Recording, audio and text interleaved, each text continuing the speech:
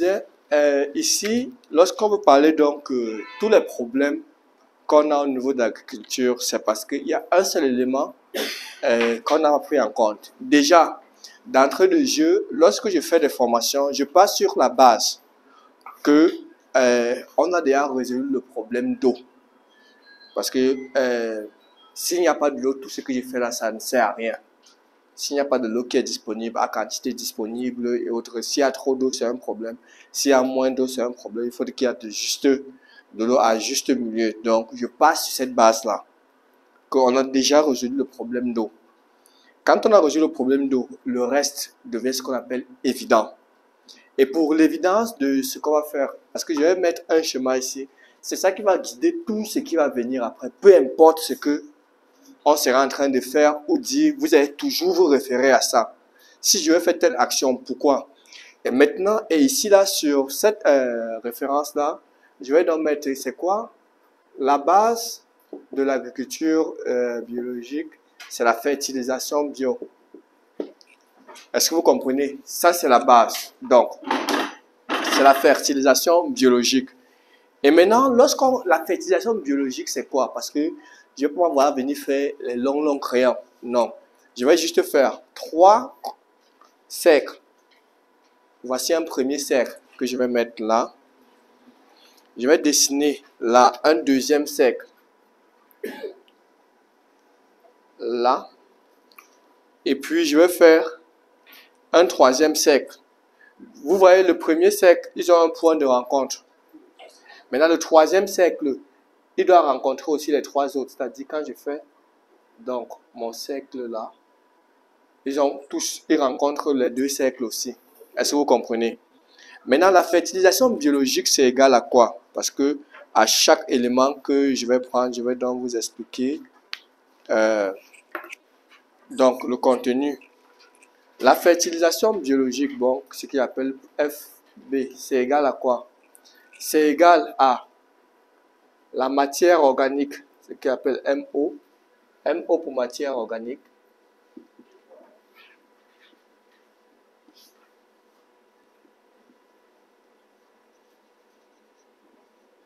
Maintenant, plus ici là, minéraux. Minéraux pour M.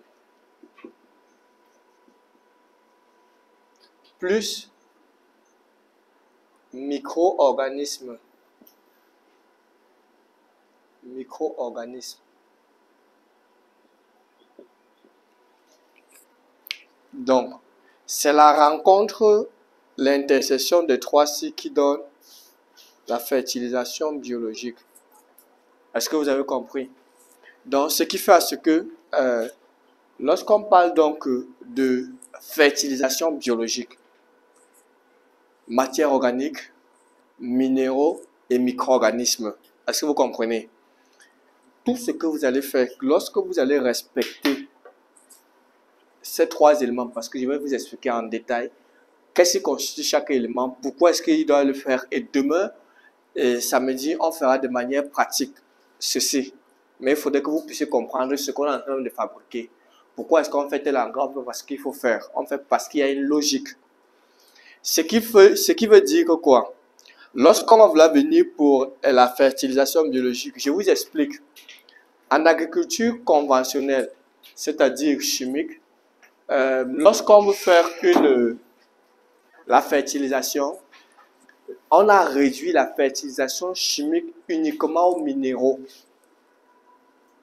Est-ce que vous comprenez? Urée, NPK, tout ça, ce sont des minéraux.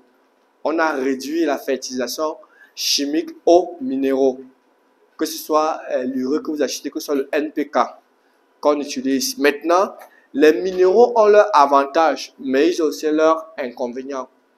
Maintenant, lorsqu'on parle de fertilisation biologique, où on associe ces 3, c'est pourquoi quelqu'un a dit ici là dans sa présentation, la fertilisation biologique, lorsqu'elle est respectée, ça empêche à la plante de tomber malade. Lorsqu'on fait une fertilisation chimique, ça rend la plante vulnérable. D'ailleurs même, j'expliquais aux gens que lorsqu'on vient au niveau de l'agriculture chimique, tout est lié. Le fait que tu achètes l'engrais, c'est parce qu'on sait que tu vas venir acheter les insecticides et les fongicides. Et puis maintenant, si tu es réticent pour les insecticides et les fongicides, ce qu'ils utilisent rapidement sont les herbicides. Puisque ça, c'est un très grand destructeur. Et puis, lorsqu'on verra les parties des engrais verts et autres, là, je vais vous montrer les différentes alternatives par rapport à cela. On peut faire, comment est-ce qu'on peut continuer, parce que c'est ça aussi que les herbicides accélèrent beaucoup plus la perte de la génération du sol par rapport à l'agriculture conventionnelle. Est-ce que vous comprenez?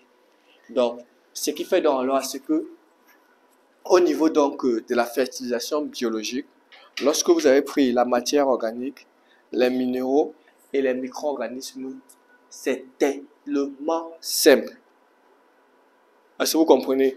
Et tout ce que vous devez retenir, c'est quoi? C'est que le meilleur engrais qui puisse exister sur le marché, c'est ce que vous-même vous avez fabriqué. Vous comprenez ce que je dis? Le meilleur engrais qui puisse exister sur le marché, c'est l'engrais que vous-même vous avez fabriqué. Parce que à partir de aujourd'hui jusqu'à je ne sais quand, les engrais que vous serez en train de fabriquer, vous devez comprendre ce que je mets ici, c'est pourquoi, quel est son rôle, pourquoi je dois combiner tel et tel. Est-ce qu'on se comprend? On se comprend? Oui, il y a quelqu'un qui a eu à faire, je ne sais pas si c'est lors de la présentation, je ne sais pas si c'est avec Kabourou, mais c'est lors de la présentation. Il y a une personne qui m'a dit que quand il a commencé à utiliser les engrais chimiques, je ne sais pas si c'est lui qui me disait ça hier, ou c'est quelqu'un qui a présenté ici là, il a dit que la première année c'était bien. Non, c'est un producteur Oui, que je proche. voilà, oui, Il produisait de broyant. oui. Voilà, quand je l'ai vu, je lui ai suggéré de faire le bio. Mhm. Bon, il m'a dit que non. Bon, Voilà, oui, effectivement, non, oui, voilà, effectivement, comme il a dit, parce que c'est le même schéma, ça ne change pas. J'ai été content quand il a fait la présentation en disant qu'il a l'école d'agronomie. Oui, mon souhait, c'est que, comme tu es en train d'aller à l'école agronomique, c'est que moi, parce que notre système scolaire, pour le moment, peut-être ça va changer après, mais pour le moment, le système agronomique que nous avons, c'est un système qui est calqué, qui est obsolète et qui n'a rien à voir avec nos réalités. Mais toutefois, ce que je te demande à toi, c'est quoi? C'est que, rassure-toi que dans le système conventionnel, tu deviens le meilleur. Est-ce que tu comprends? Voilà. Quand on fait le conventionnel, il n'y a pas de problème. Accepte, cherche à vouloir tout comprendre. Bien comprendre, bien maîtriser, ce n'est pas mauvais. Maintenant, une fois que tu as compris ça, tu vas maintenant dire que de l'autre côté, pour chaque élément, quelles sont les différentes alternatives? Parce que sur le conventionnel où tu pars à l'école, là, tu ne comprends pas ça. Même le bio, tu ne prends pas facilement parce que ce que tu vas aborder sont dans le système conventionnel. Et ce n'est pas de leur faute. C'est parce que le système, depuis 72, quand on est entré dans la révolution dite verte, on nous a aliénés par rapport à ça. Et tu ne peux pas dire que tu ne peux pas répondre aux préoccupations des maraîchers si tu ne comprends pas ce qu'ils sont en train de faire. Par exemple, bien comprendre le conventionnel, c'est important. Comprendre tout ce qui est les matières actives. En fait, durant toute le processus, on va vous expliquer tel élément, voilà comment c'est composé de temps. Quand tu vas comprendre ça, ça serait maintenant plus facile avec les différents cours que je vais te donner, avec tout ce que tu vas aussi encore apprendre. Ça va te permettre de mieux comprendre quelles sont les lacunes des autres et comment est-ce qu'on doit aborder l'agriculture biologique. Est-ce que vous voyez un peu? Voilà. Parce que tout est préparé en avance. Mais si c'est que tu regardes l'agriculture conventionnelle et tu dis que tu veux faire l'opposé ou bien tu veux faire le contre, non, ça ne va pas marcher. Mais c'est que tu regardes, tu comprends, tu vois les limites et puis maintenant tu proposes en fonction des différentes réalités. Et c'est ce qu'on va faire tout ici là. Parce que quand vous venez, je parle de matière organique, ce sont des gros mots, je sais. Minéraux sont des gros mots, je sais. Micro-organismes sont des gros mots, je sais. Mais lorsque je vais prendre détailler chaque composante, c'est bon. Par exemple, hier, quand tu m'expliquais chez le monsieur, qu'est-ce qui se passe? Le monsieur dit qu'il a commencé, quand il a commencé, avec 5 sacs. 5 sacs. Oui, MPK. Ça produisait. Maintenant, il a dit qu'il est à 15, non? Il y a, non, Oh, à 20.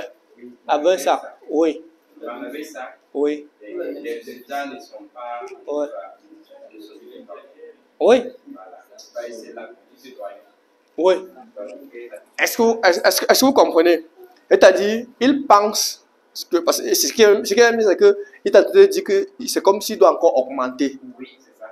Je vois un peu, voilà. Lui, il fait augmenter la quantité, Mhm. mais son rendement est diminué. Voilà. Qu'est-ce qui se passe? C'est très simple. Le problème, c'est que pour que la plante se développe, elle a besoin de l'interaction de ces trois éléments au niveau du sol. Est-ce que vous comprenez?